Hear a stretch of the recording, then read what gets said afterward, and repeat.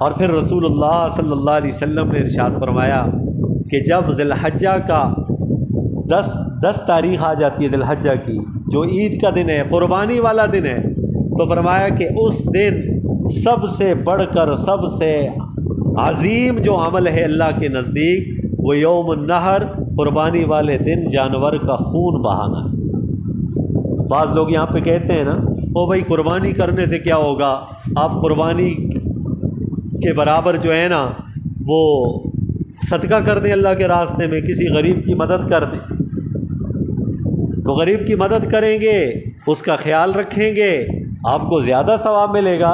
قربانی کرنے سے کیا ملے گا، جانور کا خون بہانا ہوگا۔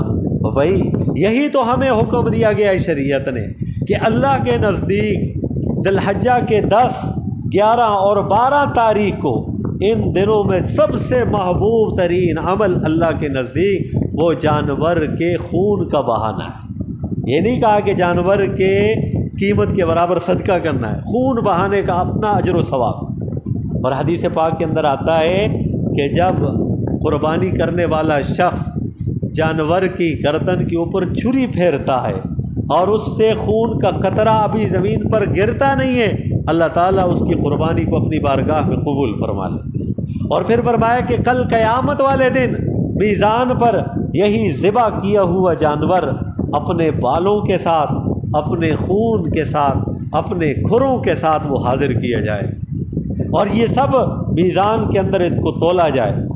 اور یہ تبھی ہوگا کہ جب جانور کے خون کو بہائیں۔ بعض لبرل قسم کے جو لوگ ہوتے ہیں وہ کہتے ہیں، لوگوں کو ورغلاتے بھی ہیں، بھئی یہ کون سی نیکی ہے کہ لاکھوں کروڑوں جانوروں کو ذبح کیا جائے اور ان کے خون کو بہایا جائے، اس سے بہتر ہے کسی غریب کی مدد کی جائے۔ تو وہ یہاں پر لوگوں کو اس فریضے سے روکنے کی کوشش کر رہے ہوتے ہیں، وہ غریب کے خیر خواہ نہیں ہوتے۔ ہاں غریب کے خیر خواہ ہوں تو پھر وہ خود بھی کہیں نا، بھائی اتنی بڑی گاڑی میں بیٹھنے کی کیا ضرورت ہے، ضرورت تو چھوٹی گاڑی میں بھی پوری ہوتی ہے۔ اتنا بڑا موبائل رکھنے کی کیا ضرورت ہے، ضرورت تو چھوٹے موبائل سے بھی پوری ہوتی ہے۔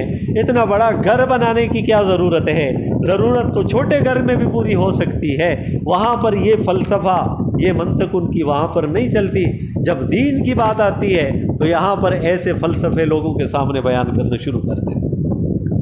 تو الحمدللہ ثم الحمدللہ امت محمدیہ صلی اللہ علیہ وسلم بیدار ہے، جو ایسے لوگوں کی باتوں میں نہیں آتے، ایسے لوگوں کے جھانسوں میں نہیں آتے، بلکہ وہ اس فریضے کو بڑے اہتمام کے ساتھ، بڑے شوق کے ساتھ، ذوق کے ساتھ اس فریضے کو سر انجام دینے کے لیے پرعزم رہتے ہیں۔ اور اس کے اندر بھی